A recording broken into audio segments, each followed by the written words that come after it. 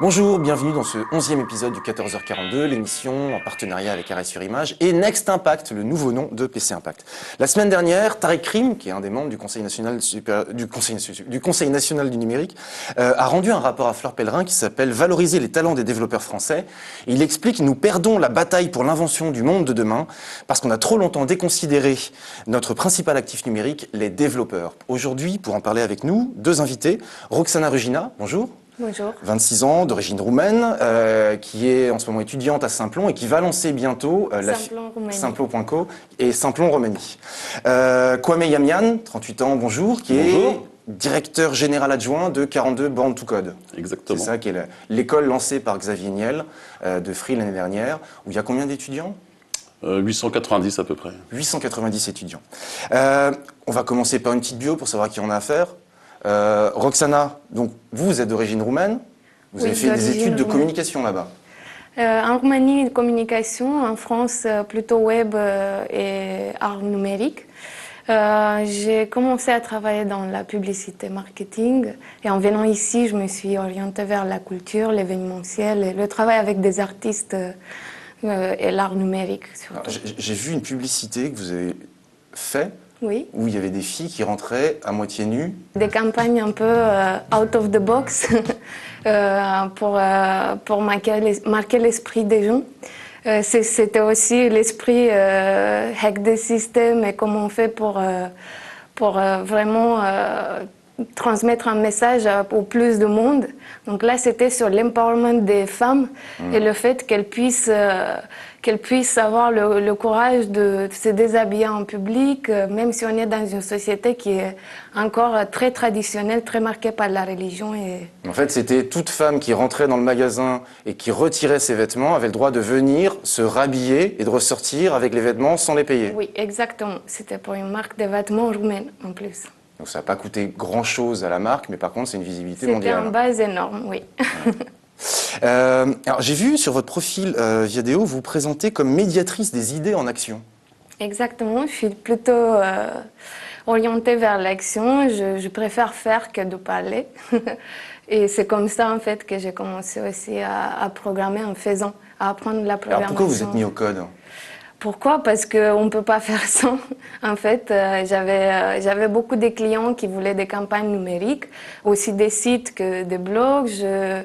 Et petit à petit, j'ai commencé à proposer des plateformes qui étaient de plus en plus compliquées. Donc, je travaillais avec des développeurs et je devais parler avec eux la même langue et les expliquer. Et donc comprendre les vocabulaires, comprendre le langage et avoir un interlocuteur. Exactement.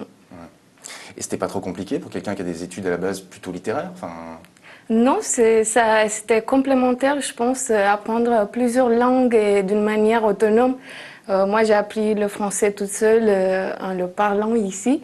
Je pense que vous travaillez à l'Institut roumain à Paris. À Paris, oui. Et vous êtes arrivé à Paris sans parler français? Sans parler, je faisais la différence entre je suis et je m'appelle. Et à l'Institut roumain, on vous demandait de faire de la communication à l'Institut roumain en France alors que vous ne saviez pas parler français? Oui, l'Institut culturel roumain en France, c'est un peu particulier. Leur cible n'est pas vraiment la meilleure choisie. Donc j'ai dû travailler aussi sur le numérique et sur les cibles françaises, ramener des gens français vers la culture roumaine en France. Donc, Kwame, on dit pareil. C'est pareil. Bon. Autre parcours, apparemment pas très super l'école, enfin c'était pas votre truc. Non, je n'étais pas hyper bon. Pas hyper bon, non. Et j'ai vu que quand vous avez fait des études d'informatique, en fait, c'était plus rigolo de faire la fête que. Ouais, ça c'est sûr que c'est plus rigolo de faire la fête. Ça. C'est plus ça qui vous motivait en fait. Ouais, c'était plus sympathique. À Brest. Vous êtes fils d'eux? Oui, je suis fils d'eux. Fils d'eux. Votre papa était ministre sous Mitterrand. Ouais. Vous vouliez être parachutiste? Voilà, c'est compliqué ça comme question. Non, je préférais plutôt pilote de chasse à la base. Pilote de chasse. Ouais, pilote de chasse. Mais bon, après. C'était quoi? C'était le fait de piloter les avions ou de rentrer dans l'armée? Je pense que c'était plus de piloter les avions. Puis je pense qu'il y avait un petit côté un peu rêve d'ado autour de ça. Bon, après, le vrai problème, c'est que j'ai les fémurs qui sont trop grands et en cas d'éjection, j'avais les genoux qui restaient à l'intérieur. Donc finalement, j'ai dû me réorienter. Ça ne faisait pas. Donc, études d'informatique, vous partez aux États-Unis, vous bossez chez Alcatel? Ouais, chez ADN, Alcatel Data Network à DC. J'écrivais des drivers pour des pour des switches Terabit, frame relay et ATM en 98. D'accord. Concrètement, ça correspond à quoi? Comment quelqu'un qui fait des études d'informatique, mais qui passe ses soirées à se murger, finit par... c'est quoi? C'est du développement, vous Ouais, c'est développement informatique. C'est du développement, ouais, c'est du dev. Enfin, c'est du dev, ce qu'on appelle du dev kernel, du développement kernel. Donc dans le noyau, c'est tout ce qui est les drivers, etc. C'est entre... Aujourd'hui, une machine, vous avez un système d'exploitation dessus, et le système d'exploitation est en charge de gérer la mémoire et les périphériques, c'est-à-dire le matériel. Donc vous avez les programmes classiques qui parlent à ce système d'exploitation, et ce système d'exploitation parle à la mémoire d'un côté et aux périphériques de l'autre. Et ben moi, mon métier, c'était de faire imprimante, écran, clavier, souris, disque dur, tout ce qu'on veut. Et le but du jeu, c'est de fabriquer des bouts de programme qui permettent de faire la conversion entre les deux. Donc c'est du développement, si on devrait se rapprocher, c'est du développement, genre j'aurais pu, entre guillemets, coder dans la communauté Linux, par exemple, du développement du système d'exploitation. Donc c'était plutôt ça ma spécialité. Bah, pourquoi? Parce que tout simplement, c'était quelque chose qui me plaisait, et que moi j'ai toujours aimé faire quelque chose avec mes doigts, et que en comparaison, me mettre dans une situation purement théorique sur un banc où on m'explique des choses, ça me plaisait pas du tout, c'est tout. Donc je préférais aller faire la fête quand on me demandait de m'asseoir sur des bancs, et puis quand on me demandait d'aller faire quelque chose avec mes 10 doigts, ben, je faisais quelque chose avec mes 10 doigts. Ensuite, vous avez créé une start-up. Ouais, c'était quoi? C'est en 2001. 2001, bonne année pour créer une start-up. Bonne année pour créer une start-up. Les attentats du 11 septembre. On était pile au top. C'était une start-up, en fait, on voulait fabriquer des espèces de grands cybercafés pour que les gens puissent venir dedans. Et de dire, c'était un peu, ça s'appelait Cyberpark. Au début, on voulait faire ça, cyberpark.cc, on avait acheté le domaine. Et l'idée, c'était de fabriquer dire un peu quelque part, Cyberpark, c'est un peu le supermarché par rapport à l'arabe du coin qu'on pouvait voir dans les petits cybercafés qu'on avait à gauche à droite. On n'a jamais réussi à trouver les financements parce qu'il n'y avait pas mal de financement pour le faire, donc on avait lancé notre boîte qui s'appelait Matisse à côté pour faire des choses qui a périclité assez rapidement. Ensuite, vous reprenez des études à Epitech. Ah non, ça c'était. Non, ça c'est avant. La start-up c'est 2001, donc c'est. D'accord, oui. Moi je suis rentré à Epita. Ouais. Qui est donc une école d'informatique. Qui est une école d'informatique, qui aujourd'hui est une école d'ingénieurs en informatique qui ne l'était pas à l'époque. Et justement, du fait de la transformation vers l'école d'ingénieurs, c'est une école dans laquelle j'aurais pas pu rentrer. Donc, il y a un moment quand même, il y avait des questions qui se posaient autour de, tiens, c'est étonnant de travailler dans une école, puisque j'appartenais à un groupement spécial de l'école qui s'appelle le Bocal. Les informaticiens qui me regardent savent à peu près ce que c'est. Et c'est quoi? C'est l'administration système de l'EPITA. J'étais devenu administrateur système. Et globalement, je travaillais pour une école dans laquelle je ne pouvais plus rentrer. Donc c'est un peu étonnant quoi, comme situation. Et donc, en fait, à partir de là, il y avait Nicolas qui avait décidé de lancer... Nicolas Sadirac, qui a décidé de lancer Epitech en 98, si je ne me trompe pas, plus 98-99. Et donc, moi, je participe avec lui au lancement d'Epitech. Je ne suis pas un des fondateurs d'Epitech, je précise bien, mais je participais, c'est moi qui ai fait toute l'informatique au début, pour que d'ailleurs tout vôtre le premier jour. Donc, je m'en souviens. Et alors, c'est quoi la différence entre Epita et Epitech? Vous avez une école d'ingénieur et puis vous avez une école qui n'est pas une école d'ingénieur, mais qui est une école d'expertise. Donc c'est pas très compliqué. Une école d'ingénieur aujourd'hui, c'est une norme. Donc vous devez appartenir à un truc qui s'appelle la commission du titre d'ingénieur. Et vous êtes normé. Donc il faut respecter un cahier des charges. Un cahier des charges, donc qui est à peu près épais comme ça. Et après Epitech, l'année dernière, il y a 3 personnes d'Epitech, Nicolas Sadirac, vous et Florian Buchet, qui partaient avec Xavier Niel pour monter 42 Born to Code, cette fameuse école. Donc on monte 42 effectivement l'année dernière. Avec des méthodes qui viennent d'Epitech notamment. Entre autres, c'est des méthodes qui ont été développées en particulier, principalement d'ailleurs par Nicolas, mais de bien avant. Ça date de même l'époque où il était sur Epita et même avant que Epita soit racheté par le groupe Ionis actuel. Donc c'est vraiment des méthodes très anciennes qu'on avait commencé à développer et qu'on a améliorées, etc., pour obtenir aujourd'hui ce que nous on estime comme étant quasiment le maximum de ce qu'on puisse obtenir.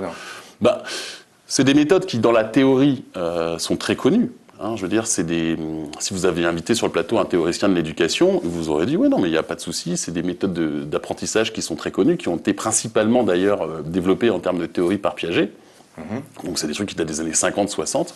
Alors la théorie, c'est ce qu'on appelle le conflit socio-cognitif. Donc l'idée, c'est assez simple, c'est que vous vous mettez autour d'un projet, d'une problématique un groupe d'enfants, c'est ce qu'il avait décidé à l'époque, et quand ce groupe d'enfants travaille sur la problématique, il y a deux axes qui se créent. Soit la problématique est connue et on va chercher dans sa banque, dans sa base de données, et on reproduit ce qu'on a déjà appris. Ou alors on est face à une nouvelle problématique et dans ces cas-là, on crée de l'intelligence. C'est-à-dire qu'on est dans la situation où il faut se débrouiller pour arriver à faire. Et donc voilà, on a un pur exemple là de typiquement, je me suis débrouillé pour faire avancer des choses. Et ça, il faut bien comprendre que ça lui forge forcément un état d'esprit, une manière d'aborder le monde qui n'est pas celle forcément que voit tout le monde à côté.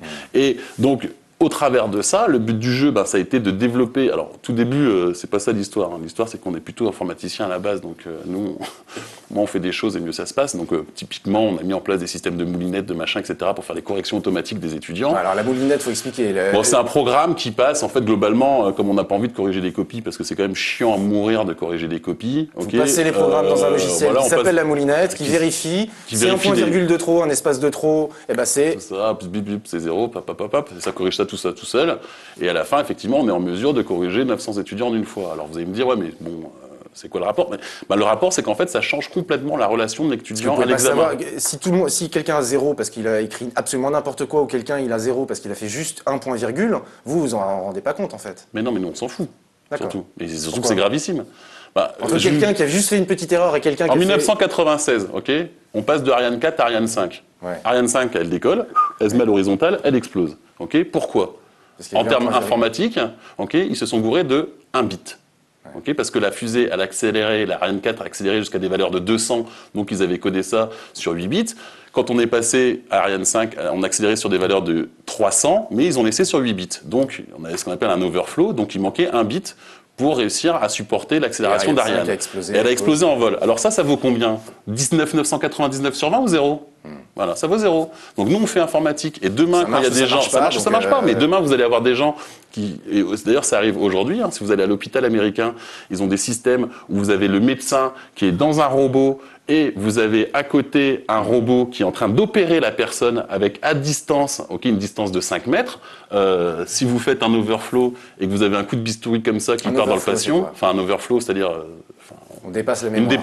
Un dépassement de capacité, et que vous envoyez un coup de bistouri dans la dame, je suis désolé, elle est décédée, quoi. Ça vaut combien? 0, 19,99. Voilà. Et donc, le problématique qu'il y a, c'est de réadapter un système scolaire qui a été fait pour quelque chose à la problématique de l'industrie et la problématique du numérique. Et donc, quand on fait ça, effectivement, ce qui s'est passé, c'est qu'au début, nous, on mettait 0 parce que le programme, il dit ça marche pas. Je parle des corrections, ça marche pas, on met 0. Et en fait, on s'est rendu compte que nos étudiants étaient en train de développer des compétences du type, quand je fais un programme, je le teste comme un malade dans tous les sens pour essayer de voir s'il marche. Et en fait, du coup, quand les gens récupéraient nos étudiants, ils disaient, dis non, ils sont vachement bons, et puis ils vérifient bien leur programme, etc., etc.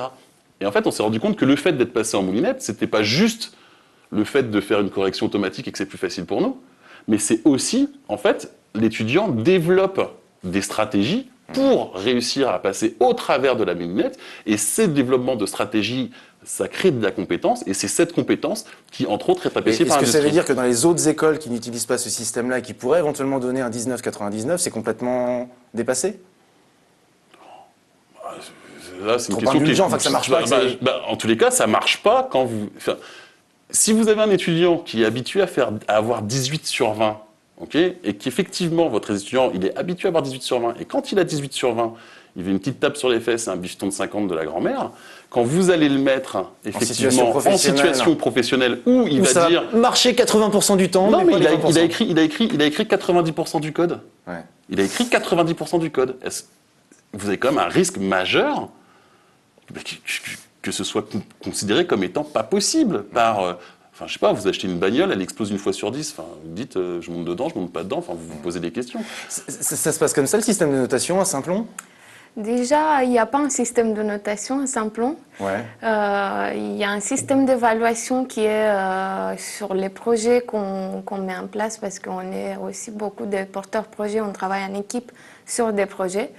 Donc c'est en fonction du succès du projet qu'on s'est dit ça marche ou ça marche pas.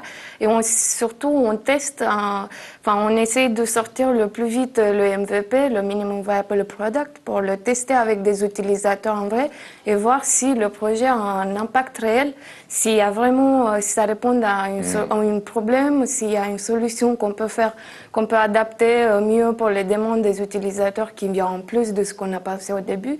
Donc c'est toute une évaluation qui est au final continue. Un projet ne s'arrête jamais à un point. Un projet web, il est continu. Donc c'est le démarrage. Il y a beaucoup de porteurs de projets qui sont. Alors ce qu'il faut préciser, c'est que à la fois à 42 et à Simplon, on peut rentrer, il n'y a pas besoin de diplôme.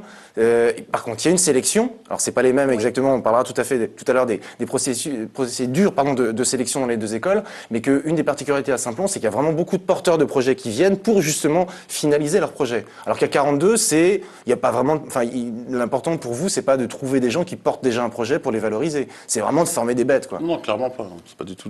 On n'est pas. Non. Après, on aidera les porteurs de projets qui veulent monter des projets. Mais à la base, c'est pas notre entre guillemets, c'est pas notre métier, effectivement. Vous, votre métier, c'est d'apprendre à coder, à développer. Nous, notre projet, c'est d'apprendre à coder. En quel langage? Nous, on fait du C. Mais justement, typiquement, vous voyez, ça, c'est une vraie question. C'est savoir, est-ce que oui ou non, on est là pour apprendre un langage ou pas? Nous, on pense que non. Donc, on n'apprend aucun langage à nos étudiants. Donc, on utilise effectivement des langages qui ne sont pas hyper utilisés de nos jours dans le milieu du numérique. Aujourd'hui, quand on parle du milieu du numérique, vous avez rarement quelqu'un qui vous dit « j'ai codé mon site internet en C ». Je pense que s'il n'y en a pas. Enfin, ou alors, il est vraiment très courageux. Mais ce que je veux dire, l'intérêt de les faire coder en C? L'intérêt de leur faire faire du C...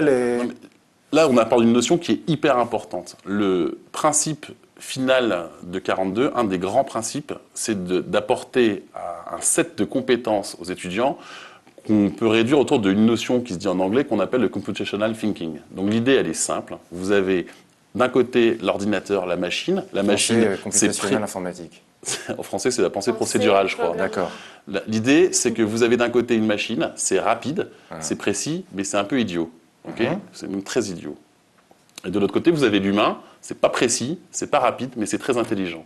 C'est comment vous, en tant qu'humain, quand vous voyez la machine, vous êtes capable de mettre ces deux choses-là en même temps pour créer quelque chose d'intelligent, rapide et précis. Et ça, ce set de compétences, une fois que vous l'avez, vous êtes armé pour vivre dans l'ère du numérique demain. Quel que soit le langage de programmation. Quel que soit le langage de programmation, c'est même quel que soit ce que vous allez faire demain. Vous pouvez même faire marketing, vous pouvez même faire de la com. Et ce qu'elle est allée chercher en disant, moi, la problématique, c'est ça a l'air d'être une belle inventeuse. Elle invente tout un tas de concepts. Mais il y a un moment, je dis ça, après tu m'arrêteras si j'ai tort, mais elle se dit, non mais là, j'ai un problème. C'est qu'aujourd'hui, quand je veux aller plus loin, comment est-ce que je comprends ce qu'est capable de faire la machine? Comment je connais les limites de la machine et donc d'être en mesure, quand je connais ces limites, peut-être d'aller inventer des choses encore plus loin. Et elle se dit, sûrement qu'en apprenant à coder, peut-être que je vais comprendre quelles sont ces limites et donc du coup pouvoir les réutiliser dans mon métier demain. Et c'est ça le numérique. C'est un peu pour ça que vous êtes allé à Simplon? C'est vraiment le cas de mon projet avec lequel j'ai postulé à Simplon. C'était quoi votre projet? C'est un projet autour du vélo parce que je suis passionnée de vélo, donc je voulais créer une plateforme pour les passionnés de vélo. Aujourd'hui, ça s'appelle Bicycling. Et c'est un endroit où on peut retrouver les lieux favorables, les lieux accueillants pour le vélo. En tant qu'utilisateur, on peut gonfler sa roue dans un café qui a aussi un stationnement vélo, ou on peut trouver un atelier solidaire où on sait que les prix sont à l'auteur de notre budget. Mais aussi créer des événements et créer des liens entre les gens pour développer des villes intelligentes. Et c'est là, en fait, que c'est important d'apprendre cette vision, de voir les choses d'une manière technique, parce que on ne peut pas parler des villes intelligentes et de comment on utilise aujourd'hui ce qu'on a, les données et les outils qu'on a, par exemple le vélo, qui est un outil très bête, qui n'a pas été beaucoup innové depuis le début. Comment on peut l'utiliser pour créer des villes plus intelligentes et pour donner, plus de pouvoir aux gens qui l'utilisent. Ce qu'on appelle ville intelligente, c'est une ville qui est connectée. Qui est connectée. Voilà, qui est connectée au réseau et qu'on peut arriver à augmenter l'expérience utilisateur qu'on peut avoir dans cette ville grâce au réseau. Exactement, mais qui est aussi soutenable et qui est aussi adapté à vivre, enfin, qui nous fait vivre mieux d'une manière. Oui. Pour en revenir au code, vous, par contre, à Simplon, c'est plus sur un langage qui est Ruby on Rails, parce que c'est relativement simple, si j'ai bien compris, à l'appréhender. C'est plus cette façon-là que vous avez d'appréhender le code. On commence par Ruby on Rails parce que aujourd'hui c'est le meilleur langage, le plus facile à comprendre. C'est très proche de la langue anglaise, donc c'est facile à comprendre et ça nous permet d'entrer dans la programmation, voir les bases de la programmation, ce qu'il y a en variable, des classes pour ceux qui sont vraiment débutants, parce qu'à Simplon il y a des débutants aussi qui n'ont jamais touché au code. Et après, on peut aller très loin parce que Ruby, enfin moi, de mon expérience personnelle, je sais qu'après avoir passé par Ruby on Rails, je peux comprendre n'importe quel langage, je peux le lire au moins et savoir à parler avec un programmeur. Et vous aviez tenté 42 j'ai participé à la sélection, enfin j'y ai beaucoup en ligne parce que ça m'amusait. Je suis très curieuse, donc je ne me suis pas obtenue à ne pas m'inscrire, mais après 3 ans, c'était trop, pour moi, c'était beaucoup. Oui, parce que Simplon, c'est une formation qui dure sur 6 mois. C'est intensif pendant 6 mois. 42, c'est 24 heures sur 24, 7 jours sur 7, pendant 3, 4 ans, 5 ans. On ne sait pas exactement, mais... Parce que ça a ouvert en novembre, la première promotion c'était novembre, Simplon c'était en janvier, c'est tout nouveau. Ça a commencé en octobre et d'accord. Ça s'est fini. Et donc vous par contre, oui, vous ne savez pas encore exactement, mais a priori ça va durer plusieurs années en tout cas la formation. Ça va a priori durer plusieurs années. Mais c'est pas très intéressant comme sujet, enfin je veux dire on s'en fout complètement, ça c'est de l'enseignement traditionnel, c'est terminé les durées d'études. Enfin, je veux dire, il faut être un peu clair. Aujourd'hui on demande à un enfant de 7 ans d'aller apprendre à lire et à écrire. Bon, quand je vous dis ça comme ça paraît à peu près logique. Quand je vous dis qu'une classe d'âge en France, c'est entre 800 et 1 million de personnes, et qu'on envoie 1 million de personnes à l'âge de 7 ans apprendre à lire, on se dit, la nature, elle est hyper bien faite, quoi. Tout le monde a la même capacité au même moment pour apprendre à lire et à écrire. C'est quand même hyper bien fait, la nature. Hein. Bon, donc, au moment où on le dit, on se rend compte que c'est ridicule. Okay, ça a été inventé pour des problématiques d'industrie, de faire rentrer 1 million d'enfants en même temps avec tout un tas de profs, etc. etc.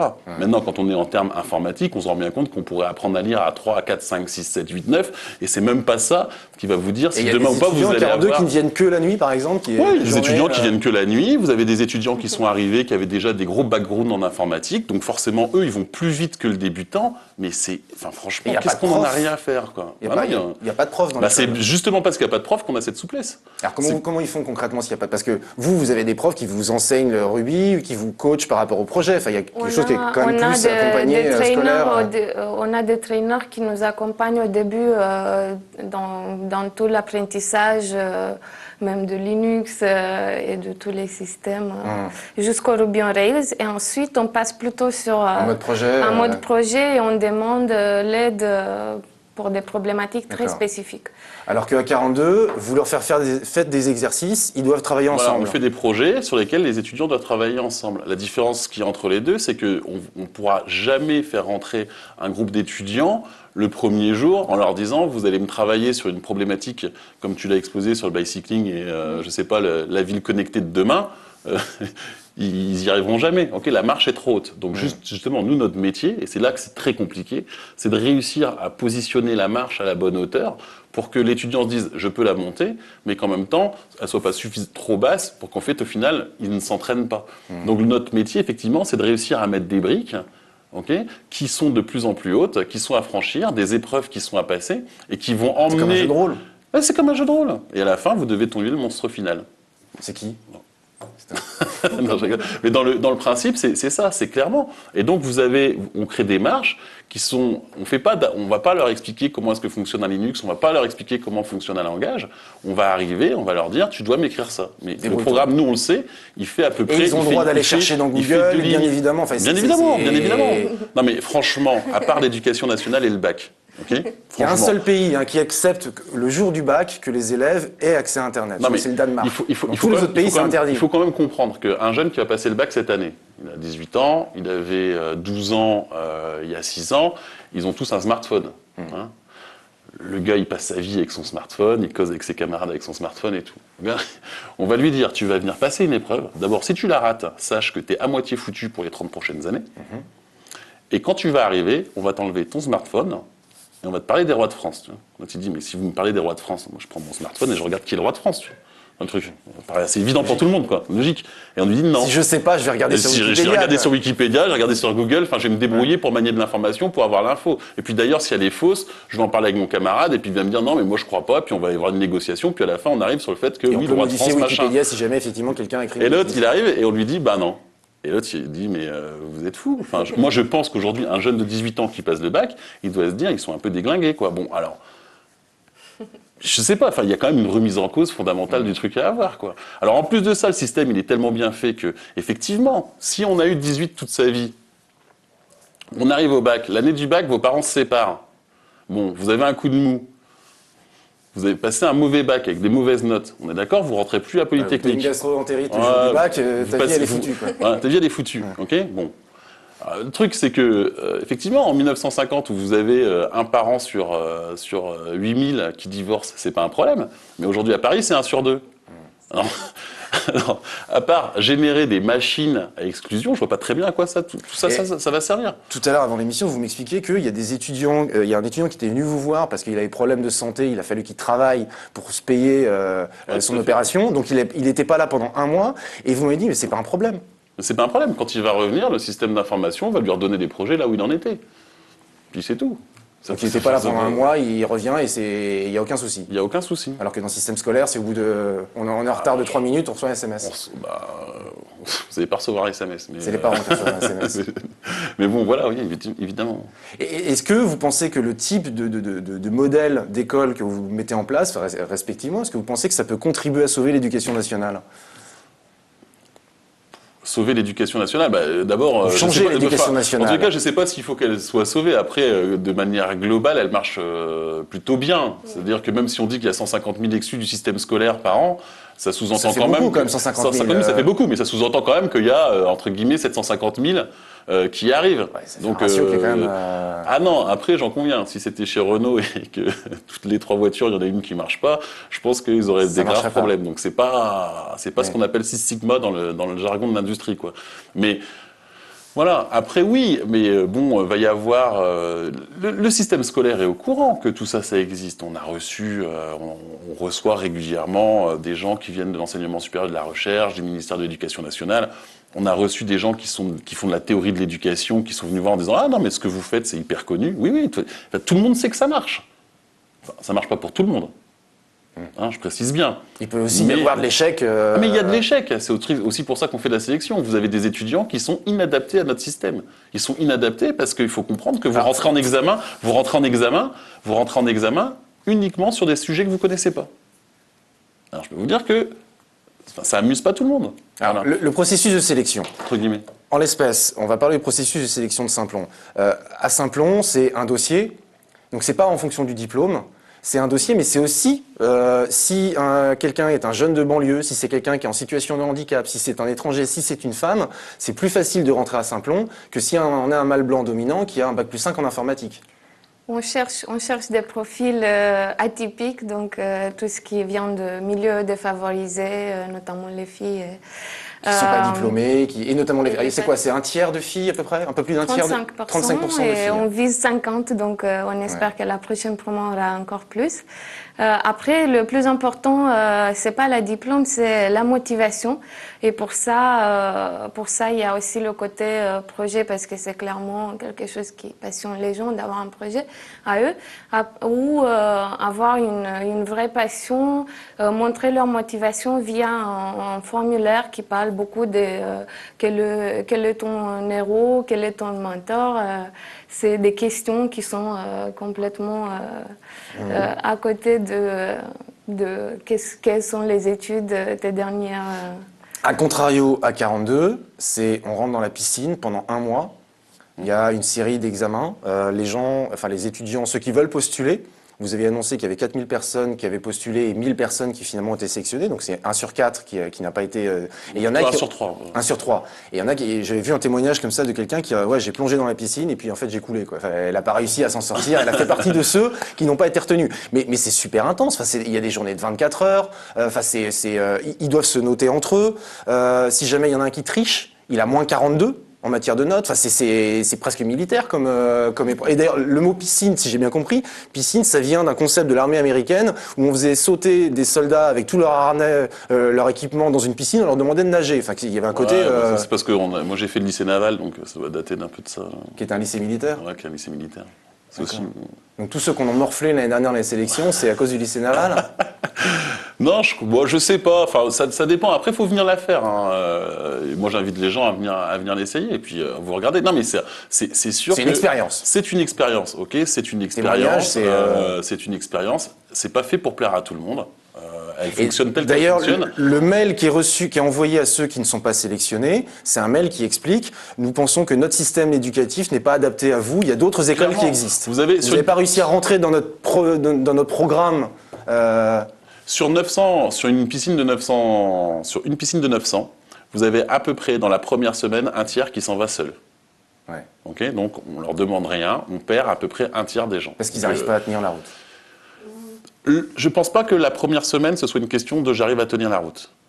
Parce que tout le monde peut faire une semaine 10 heures par jour, c'est pas vrai, quoi. Ou alors tant mieux qu'on les ait pas sélectionnés. Mais la première semaine, je pense que les gens qui quittent, c'est parce qu'ils se disent ce système, il n'est pas pas fait pour moi. Ouais. Ils ont besoin d'être plus cadrés, 9h du matin, la pause à midi, peut-être, on arrête exactement, à 18h, voilà. on a une note sur 20 et puis je rentre chez moi le soir. Et après tout, c'est pas grave, on peut très bien se former comme ça. Après, vous avez sur les 2 tiers restants, vous avez je dirais, sur les 2 tiers restants, vous avez un petit 30% de gens qui sont là, mais qui sont effectivement coulés, qui ont perdu le rythme, qui n'arrivent pas à s'y mettre. Qui ont perdu le rythme pour tout un tas de questions, parce que les mecs, ils peuvent être complètement inspirés par la liberté qu'on leur a donnée, par exemple. Et après, vous avez là-dedans, on va sélectionner. Au final, on va peut-être avoir une centaine de personnes à qui on va dire non. En vrai, quoi. Enfin, à peu près, quoi. Et on en a 300 qu'on aura gardé. Mais après, c'est dû aussi au fait qu'on a que 1000 places, quoi. Alors, c'est sûr que si on avait un bâtiment de 70 000 m², eh ben, on pourrait rentrer plus de gens. Et sûrement qu'on pourrait d'ailleurs adapter la formation en faisant des choses, en rentrant par des technos qui sont plus abordables, comme Ruby on Rails, que de traiter la mémoire en C avec des pointeurs partout. Etc., etc. Et il y a vraiment aussi un côté start-up on le voit, les vidéos que vous faites, c'est n'importe quoi, les vidéos que vous faites. Comment ça, n'importe quoi? Sur l'Académie 42. Non, mais au sens où c'est what the fuck, lol, c'est des trucs on comprend rien, c'est des trucs complètement délirants, quoi. Bah ouais, mais on fait de l'informatique, on n'y peut rien. Oui, non, l'une des dernières vidéos, c'est le séjour au ski que l'équipe de 42 est partie faire. Ouais, c'est sympa d'ailleurs. Et concrètement, il y a des journées de 24 heures, donc c'est ouvert 24 heures sur 24, 7 jours sur 7. Mais ça s'appelle un 24, hein. C'est effectivement... Du droit du travail, des 35 heures, des congés... Bah justement, ça tombe bien, on est en ERP, pas en code du travail. Donc, c'est-à-dire on est un établissement qui reçoit du public, nous ne sommes pas soumis aux normes du code du travail. D'accord. Non mais, je veux dire, bon, il y a un moment, il faut que les gens soient capables de travailler un peu plus que 5 heures dans la journée, quoi. Oui, vous recevez un jeune de 18 ans. Il y a une différence. En France, c'est les 35 heures. Là, en l'espèce, il y en a qui font 80-90 heures, quand même. Ouais, c'est ce qu'on demande. On demande semaine. à peu près par semaine de travailler. Il faut travailler une bonne dizaine d'heures par jour, entre 5, 7 et 8 jours, ça dépend, quoi. 5, 7 et 8 jours. Entre 5 et 8, quoi. Mais 8 jours, c'est une semaine, ça fait 7 jours. Ouais, bah, ils en rajoutent un peu la nuit, quoi. Ils se débrouillent, quoi. Mais au-delà de ça, il faudrait changer la législation sur les 35 heures, sur les heures sup, sur... Moi, je suis pas... moi, j'y connais rien là-dedans. Je suis désolé. Non, mais le fait de faire ça, le fait de demander... Concrètement, quand ils vont se retrouver sur le marché du travail, l'employeur ne pourra pas lui demander, sauf à payer énormément d'heures sup, mais de bosser 8 jours sur 7. Et 24 heures sur 24. S'il est son propre employeur, il pourra le faire de ce que je pense, quoi. Enfin... Mais l'objectif de le pousser comme ça dans ses retranchements, c'est quoi? Mais c'est pas l'histoire de pousser dans les retranchements. L'objectif, c'est de réussir à avoir des gens qui sont capables de tester les limites. Non, justement. C'est parce que vous êtes à l'école que vous pouvez tester vos limites. Okay, moi, je préfère à un jeune lui dire, écoute, tu vas travailler 24 heures. On fait un exercice qui s'appelle le 24. Ouais. C'est un exercice par heure. Rythmé comme dans la série 24 heures. Comme dans la série 24, etc. C'est un exercice par heure pendant 24 heures. Okay, les jeunes, qu'est-ce qu'ils font? Ils foncent là-dedans comme des malades parce qu'ils sont hyper contents, ils sortent du Red Bull, des machins, des trucs, des bidules. Alors ça marche. D'ailleurs, il y a un petit blog sur lequel c'est décrit, qui s'appelle le blog à personne. Donc il y va à fond dedans. Ok. Au final, comme au bout de 10 heures, il en peut plus, il s'écroule, il s'endort, il dort 12 heures, et entre guillemets, il se retrouve avec une note de 10 sur 20. Alors que celui qui est organisé, qui fait 4 heures, qui se repose 2, qui fait 4 heures, qui se repose 2, se retrouve avec une excellente note. Et le but du jeu, pour moi, c'est que le jour où, quand il va à la sortie, on va lui dire « T'as un projet à rendre pour demain en moins de 24 heures, ok, ce qui vous arrive ici, d'accord. Vous m'avez appelé hier pour me dire « Il y a le truc à faire demain, est-ce qu'on peut s'organiser, etc. » Ok. Et ben qu'il soit capable de s'organiser et qu'il se dise « Est-ce que oui ou non je suis capable de faire 24 heures ?» Et que je préfère qu'il sache dire à son patron 24, je sais pas faire, je saurais te faire 2 fois 8 ou je sais pas quoi, mais qu'il soit capable, qu'il soit en mesure, qu'il soit en mesure de réfléchir à ce qui est en train de se positionner. Et quand on dit 35 heures par semaine, peut-être qu'il va faire 2 jours lundi, mardi, et puis je sais pas, après qu'il va se calmer dans le reste de la semaine, j'en ai aucune idée. Et qu'au final, il aura fait ses 35 heures. Mais c'est dans l'école. L'école, il faut qu'elle serve de bac à sable pour ce qui va se passer pour lui dans la vraie vie demain. Alors, c'est pas la vraie vie dans 42, c'est pas vrai, mais ça ressemble plus.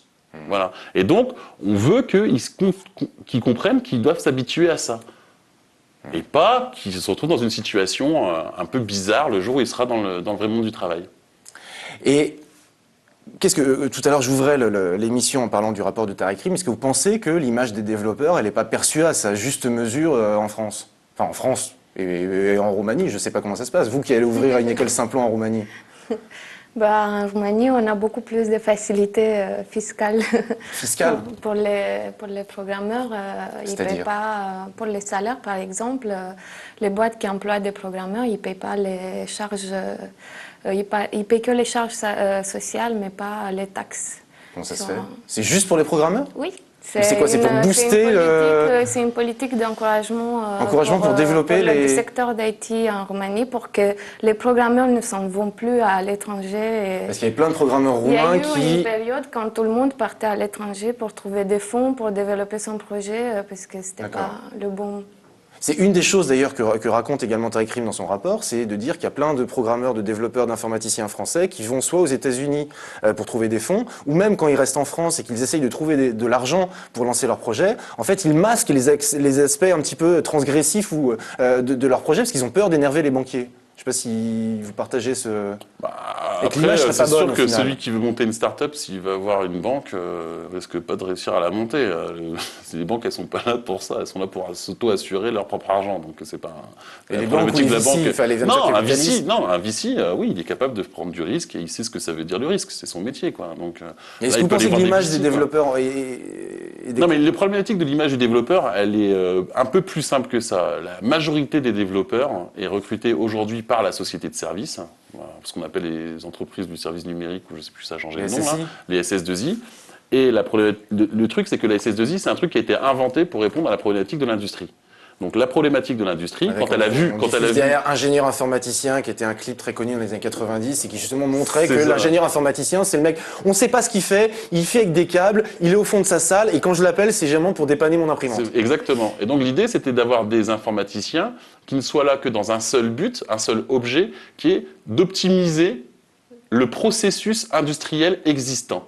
Donc, c'est pas une valeur, il n'a pas une valeur métier, ce jeune. Okay, aujourd'hui, quand vous prenez, si vous prenez la Société Générale, par exemple, ils ont un service qui s'appelle le RESG, donc, ce qui veut dire services généraux. Et dans services généraux, vous avez GTS, Global Technology Service. Et dans Global Technology Service, vous avez des milliers d'informaticiens. Donc, globalement, la SG considère que ces informaticiens font partie des services généraux. C'est le service général.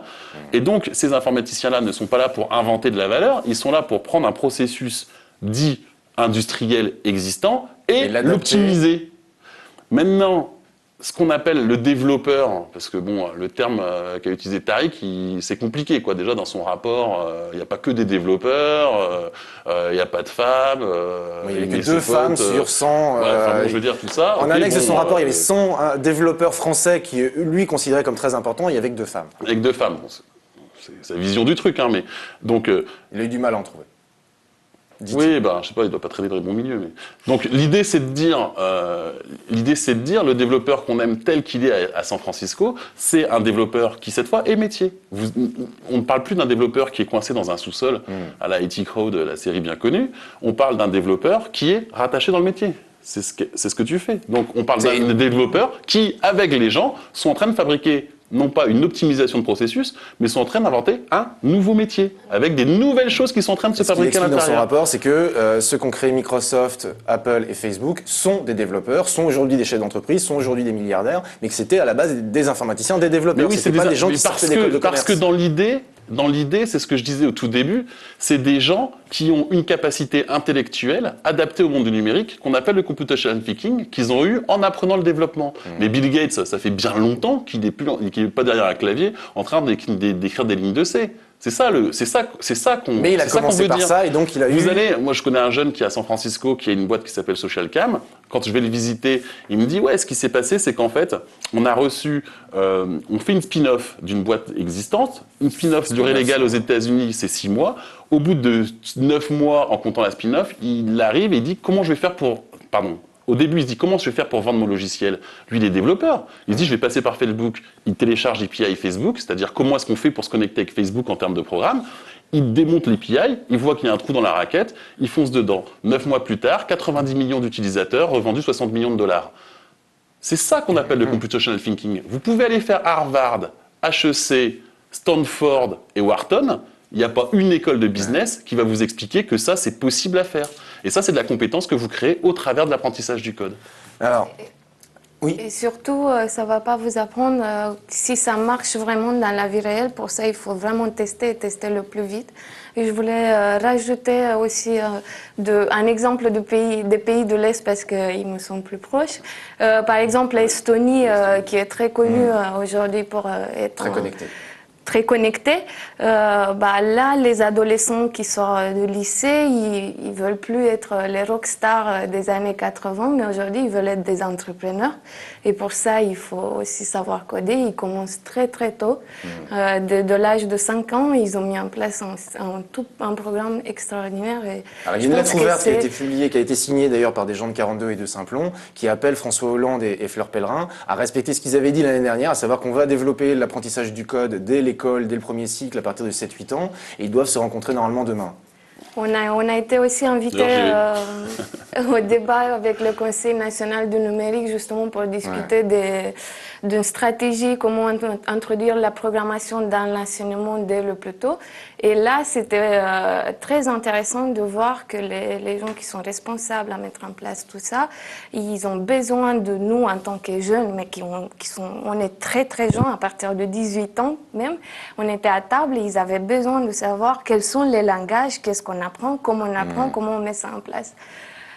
Alors, on arrive à la fin de l'émission. C'est votre dernier billet sur votre blog. C'est le code, c'est à propos des gens, et j'ai besoin de gens pour coder en Roumanie. Et vous appelez les smart geeks, les créatifs, les rebelles, les fous, les hipsters, les optimistes, les hackers à venir avec vous à Saint-Plon en Roumanie. Vous voulez faire la révolution avec le code. Tout à l'heure, vous parliez des entrepreneurs en Roumanie, en Estonie. Là, vous parlez des hackers et des fous en Roumanie. Oui, je pense que les gens peuvent changer le monde s'ils travaillent ensemble. Et je pense que le code, c'est surtout dans la programmation qu'on retrouve l'esprit de collaboration. Et je me base sur ça pour changer beaucoup de choses en Roumanie.